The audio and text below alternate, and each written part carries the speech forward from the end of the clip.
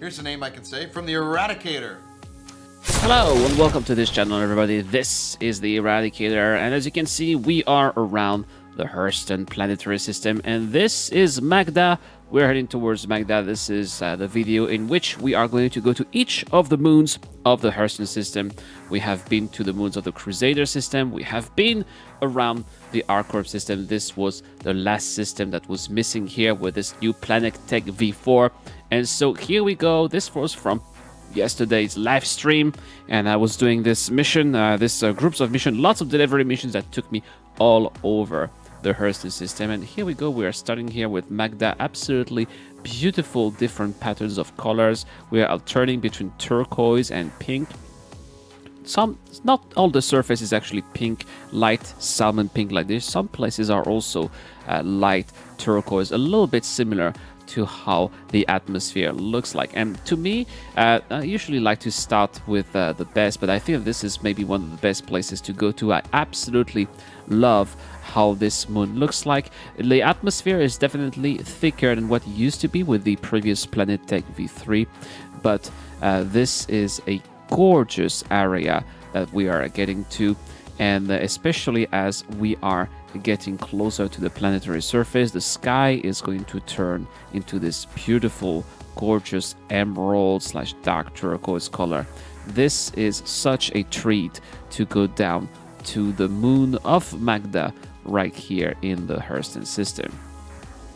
As we are getting down here, we can see that the air is getting a little bit hazier. It does seem as if a dust storm, perhaps a dust or a sandstorm, is about to hit the area as well. This is also something that we are experiencing with Planet Tech V4, brand new weather systems with everybody that does have some type of atmosphere. And so here we go. We're about to land this cutlass right here to our drop-off location, and that's gonna be it right here. All right, touchdown, excellent. Let's have a look outside and let's see how this is going to look like. Let's not forget, I'm going to fast forward a little bit. Let's close that. We are definitely stuck here in a dust storm. Things are looking a little bit darker than expected because the sun is blockaded by all these dust particles, which does make sense. So we're going to get inside that building here, where we're definitely going to be a little bit safer, and then we shall be going outside again. Just getting a little bit faster for you guys. So we are going to be outside right here, and now, as you can see, the dust storm seems to be clearing, and we can finally see the sky and also the landscape, and it just looks absolutely breathtaking out here. Let's have a quick look again. I'm posing this for you. No, could not. So yeah, the very beautiful patterns of color, turquoise and pink, and to me, this is maybe the most beautiful place out there in the Hurston system. But we're gonna find more places. So next we are, I think, if I remember correctly, we are going to Aita or Ita. I don't know how to say it. Let's say Aita. So our next destination is going to be Aita.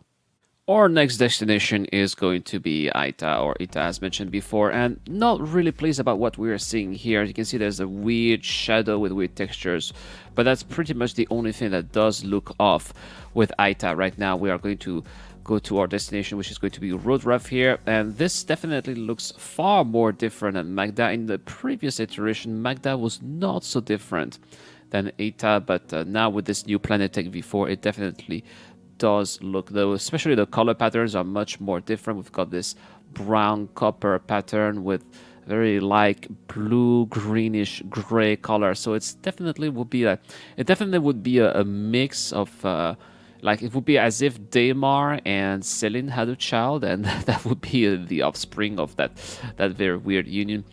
But yeah, it is also not an icy moon, but it's very dusty, a little bit similar to what our own moon would be located.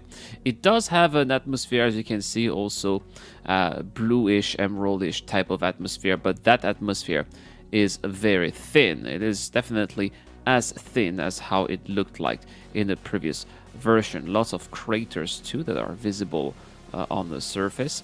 And so we are going to go down. The atmosphere here is much tinier, so I don't think that it is ever going to have sandstorms, or at least I don't think that the atmosphere is strong enough to have sandstorms, but it definitely is going to be enough to have dust storms. So you should expect to have some occasional dust storms every now and then as we get to Ita. So let's land here wherever we can. Maybe this pad here would be acceptable, and we are going to see how it feels to land on the moon of Ita when you are, traveling there for trade or whatever. There you go, perfect landing, if I may say so. Now I know my ship is damaged. I was in a fight, and yeah, I was not in a fight actually. I did a very poor landing at some point, and it did damage the ship. I was also in a fight. Well, this is definitely a ship that has seen a lot. Now, let's try to see if there's anything that we can do to get a little bit faster. Let's go outside. I was just trying to fast forward with you guys so we can get to see the moon of Ita. There we go. This is how it's going to look like. I was just making sure that I had the right box, which is not something, sometimes when you take a lot of delivery missions, the missions can eventually bug. But this is something that we did see in the live stream. Now look at the sky here. This is also a very beautiful sky. Now the ground here is not fantastic. It's mostly grayish, but the sky is definitely gorgeous with that mix of teal and black at the same time. I definitely do love the different color combinations. Now, I didn't stay on Ita for a very long time, but I'll let you have one more look at how it looks like when you are out there. Let's have a quick look again so that you guys can see. Oh, we're already out. So I guess that we are in the ship. All right, let's pick up the next destination. We're going to go to Ariel, and we'll do that takeoff as soon as we can. The sun is definitely rising, so we came there by the morning. Yeah, this is the sun definitely looks that big, because when you are around the Hurston system, Hurston is also known as Stanton 1, so it is the planet that is the closest to the sun, and we can definitely get out of the atmosphere very quickly. Indeed, just a few hundred meters are enough to then be able to engage quantum travel, just like what we're doing here. And our next destination is going to be Ariel. Ariel, which is a Grand Classic. Ariel has Lathan and Bizdek, which are the two places where traders would eventually go if they want to make as much money as possible. When you have a certain amount of capital, basically you buy titanium or laranite on Ariel, and you sell that at Lorville. You do that back and forth, and this is a very good way to get rich very quickly in the Stanton system. And so what we are going to do here, we are going to go to Lathan, but we are not going to go for trading. We are going to go there to deliver some boxes, because when you don't have a lot of money and you are building a capital, it is what you need to do. Now, for those of you who haven't watched this live stream, I've actually combined up to 10 missions together.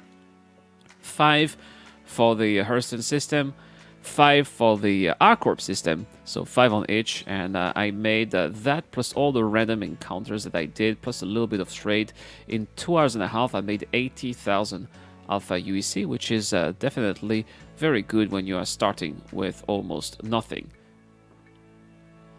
And so here we go, Lathan. Unfortunately, this time it is going to be by night, but you are going to see that the atmosphere is not nearly as, well, it is still hazy, of course, but it's not nearly as hazy as it used to be in the past. In the past, when we were going to Ariel, you couldn't see anything, you couldn't see any surface details until you went to the ground. Now here you can see, sure, it's at night, but we can actually see some of the features that are on the ground. It does seem that the intensity of the air is far less important than what it used to be, and this is definitely a welcome improvement compared to what we had before in the rest in Star Citizen Alpha Alpha 3.7, I would say.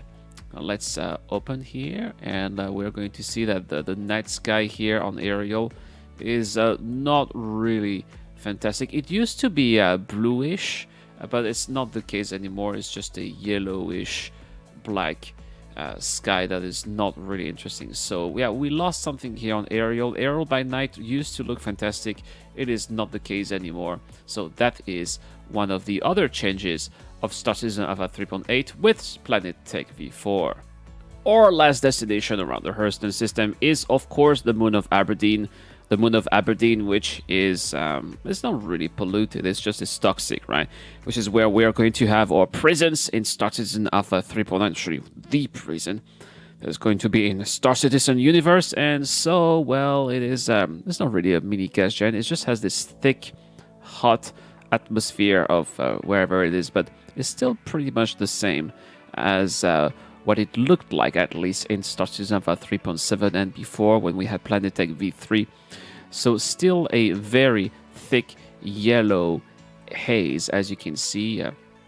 It's pretty much hard to tell the difference between night and day. It definitely blinds you because you are entering this very thick yellow mist. It's very difficult to see the surface of the planet, or at least it's very difficult to see the features of the planet. So you can see it tells me that my distance is about 15 kilometers away, but I have no idea about if there's going to be a mountain range in front, or if it's in a ridge or something. I have no idea. I just try to go wherever it is, and hopefully there will be no issues. Visibility when you get to Aberdeen has always been poor in previous iterations of Star Citizen, and it still is the case in Star Citizen Alpha 3.8.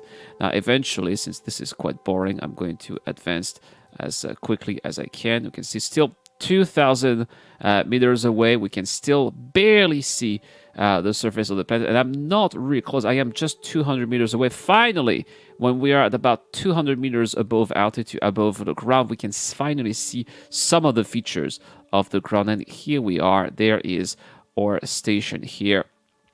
Anderson on Aberdeen will just have a quick and beautiful landing here on that pad. Let's just try to make sure not to crash the ship. That would be nice. All right, we're almost there. Interestingly, you can see that the surface does feature some not some waste, but this is one of the different. We have two different biomes on Aberdeen. You would have the dead tree biomes, and then you have this kind of industrial waste biome, which is made by all the different weapon tests that Hurston Dynamics has been doing. This is the place where Hurston Dynamics is doing their weapons tests, so that's why the planet is pretty much dead, with a lot of junk pretty much everywhere. This weird atmosphere and those weird dead plants and trees everywhere. So you can see that yellow mist is just going anywhere. It's going into your ship. It's just all over you. The sky has this deep, dark yellow shade. The ground is actually not very sandy, as you can see. It's mostly rocky, which is quite surprising. Not a lot of dust here. I haven't seen any storms, any dust or sandstorms on Aberdeen. I could be wrong, but I suppose it would make the planet even worse because it's already quite hazy. Anyway, guys, that's all there is about the moons of the Hurston planetary system. A lot of things have changed, especially Aita. In my opinion, Magda and Aita are the best places to go. Ariel is still gorgeous, but it was a little bit better in my opinion. Now, I've also been to Hurston.